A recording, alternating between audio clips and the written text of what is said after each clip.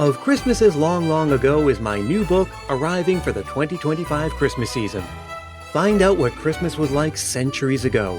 Sneak preview, it was weird, and spooky, and rowdy, kinda gross sometimes. Find it wherever books are sold in hardcover from Lions Press and audiobook from Recorded Books. It's Christmas as you've never seen it before, and it makes a great gift. Hello again, friends, it's Brian. And boy, we are right in the thick of the Christmas season.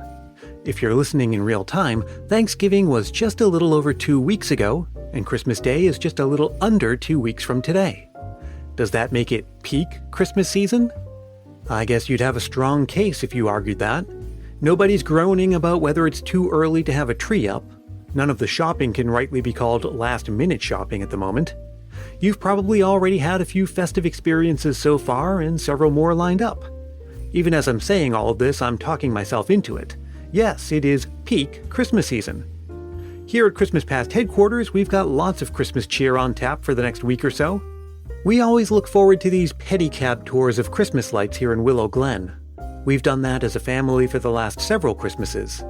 We'll also be attending a production of The Nutcracker, and Little Dash will be performing in his pre-K Christmas concert next week. I'm looking forward to experiencing all of those things and being able to reminisce about them in future Christmases. And reminiscing is what brings us together here today. It's another special episode dedicated to you and your Christmas memories. Now don't forget that you can be part of one of these episodes this season too. There will be at least 2 more like this before the season's out and possibly more. And there's still time to send your memories in. All you have to do is record yourself speaking into your phone's voice memo app and send it to christmaspastpodcast@gmail.com. Just keep it reasonably short, clean, and family-friendly, and do be sure to say your name and where you're from. And so, thank you for coming to this Christmas Past family gathering during peak Christmas season. Pull up a chair, pour yourself a drink, and let's reminisce together. This year, we cut down our own tree from a nearby farm and decorated it with my mom, who is visiting from Massachusetts. Decorating the tree is such a special ritual, and it feels like the true beginning of Christmas. But to Liz in Virginia, it's even more than that. My Christmas memory is also an ongoing Christmas tradition. My family and I have always decorated the Christmas tree together, and it was always something that we looked forward to. We would spend the day together, and we'd be given new ornaments to put on the tree every year. And now that me and my brothers are in our 30s and late 20s, we still all come together and decorate our parents' Christmas tree. It's become our own little family holiday. We call it Tree Day, and we bring our spouses and our dogs, and we spend the whole day together. My mom makes a big, delicious meal for us and organizes the day. My dad reads aloud to us from A Christmas Carol while we decorate and gives us all handmade wooden ornaments. It's something that we look forward to every year. It's kind of the kickoff of our Christmas season. As another part of the day is we do our annual pajama swap, and then when we're done decorating the tree, we all together build this really beautiful, elaborate miniature Christmas village that goes under the tree.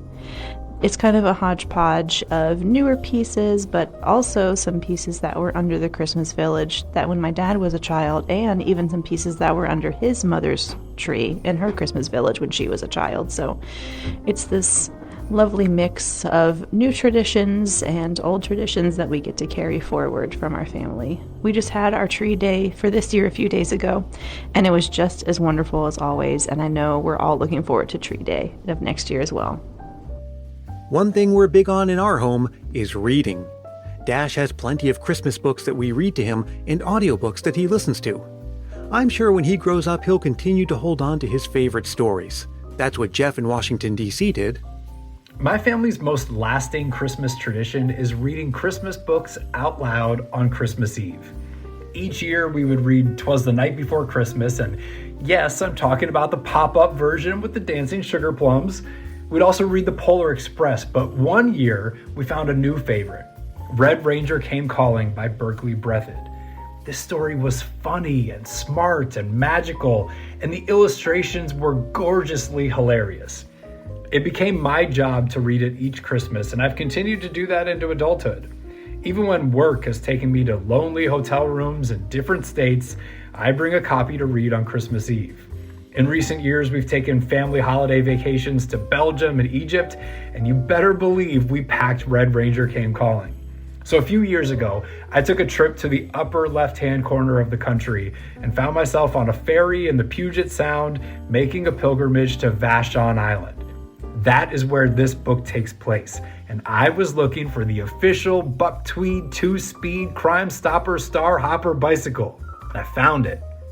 Seeing the cherished Christmas gift from the book in real life took me right back to all of my own childhood Christmas memories. And it really did feel like payoff for all of those years that this story has been part of my family's traditions. Hey, shout out to Vashon, one of my favorite places in the Pacific Northwest. We spent Thanksgiving there with friends last year. Now, speaking of stories, how about a ghost story? Don't worry, it's not actually spooky, and possibly not actually a ghost story. Here's Dave in New Jersey with more. Here's my Christmas ghost story. First of all, you have to understand that I'm a certified Christmasaholic. I start getting in the mood very early, at least 2 weeks before Thanksgiving, if not longer. A few years back, I was just off. I wasn't feeling Christmas spirit at all. I just couldn't get in the mood. I started thinking about some of my Christmases past with my family growing up in the 70s. My mom had passed away a couple of years prior to the present day, and I was thinking about her and how she made Christmas so special. Anyway, back to the present. I had taken some things to the recycling center, and I was still in this mood and feeling down. When I got there, I threw out the stuff I had taken there and then walked over to one of the smaller garbage cans that they reserve for plastic bags. And when I got there, someone had placed 2 boxes of vintage silver shiny bright ornaments, exactly like the ones I had when I was a kid. Same packaging and everything. They were placed very delicately on top, balancing on the lid of the garbage can, and they were in perfect condition. These things had to be at least 30 or 40 years old. I immediately got goosebumps when I saw them, as if it was a sign from above or maybe from my mom.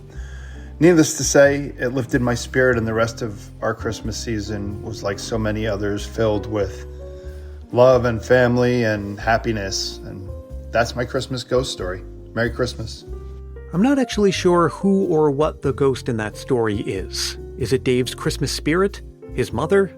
The ornaments?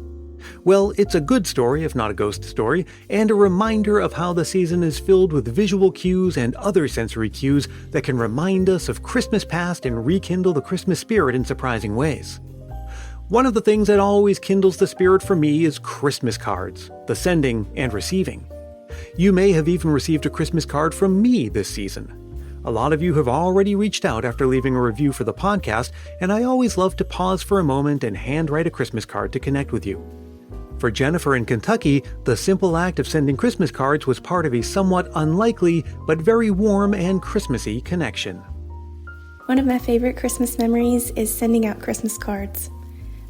My relationship with my high school boyfriend fizzled out after high school, as relationships tend to do. But we parted ways amicably, and I still maintained a very close relationship with his grandma, Sinead. Even years later, when she moved to a nursing facility, I visited her often to help her do puzzles, do her hair, and generally just lift her spirits. One year, I helped her with her Christmas cards. I addressed them while she signed and sealed them, and then I mailed them for her. A few weeks later, her daughter-in-law called to thank me for helping her. As it turned out, unbeknownst to me, she had signed both of our names on all of her Christmas cards, which confused some people who were wondering, who is Jennifer? We had a great laugh. Unfortunately, this was our last Christmas with Sinead, but I'm so glad that I have that memory with her. Merry Christmas to everyone. Hope you have a great holiday season. And finally, we have a clothing-related memory. I guess I never stopped to think about how different articles of clothing are a whole category of Christmas memory. Whether it's Christmas stockings, even if those aren't the kind you actually wear, hats or mittens received as gifts, Christmas pajamas, ugly sweaters, or, in the case of Molly in Idaho, shoes. Some of my favorite Christmas memories involve shoes. Just last year, I realized the reason my dad was so comfortable popping up onto the roof, even with snow on there, to thump around acting like Santa Claus, even though we knew that Santa was going to be coming later, he just wanted to surprise us a little extra, was because he's a contractor and he's been remodeling houses for his entire life. And my other Christmas memory that involves shoes is the year my mom couldn't find our stockings. And so when we woke up on Christmas morning, she'd used each of our tennis shoes, and that happened to be the year we got Tamagotchis. So that was the early 90s. And she shoved the Tamagotchi packaging into our little tiny shoes and put each one on the stairs. Those are my shoe Christmas memories. Well, I myself do not have any shoe-related Christmas memories, but maybe you do. Whatever Christmas memories are on your mind this season, why not share them with the Christmas Past family? Again, all you have to do is record yourself speaking into your phone's voice memo app and send it to christmaspastpodcast@gmail.com. Christmas Past is produced in wonderful Willow Glen, California by yours truly, Brian Earl. Thank you to Liz, Jeff, Dave, Jennifer, and Molly for sharing their Christmas spirit, and thank you for listening. You can drop me a line anytime, whether it's to share a Christmas memory or just to say hi. I always love to hear from you, and I do my best to respond to every message I get. Again, I'm at christmaspastpodcast@gmail.com, or connect with me on your favorite social media app. If you don't see me there and think I ought to be, reach out and let me know. And hey, if you're really feeling the Christmas spirit, why not help more people discover this show so we can grow the Christmas Past family? It's like spreading Christmas cheer, and it's as simple as telling a friend about it or leaving a rating and review. And if you do leave a review, I'll send you a Christmas Past sticker, and a handwritten Christmas card is my way of saying thanks any time of year.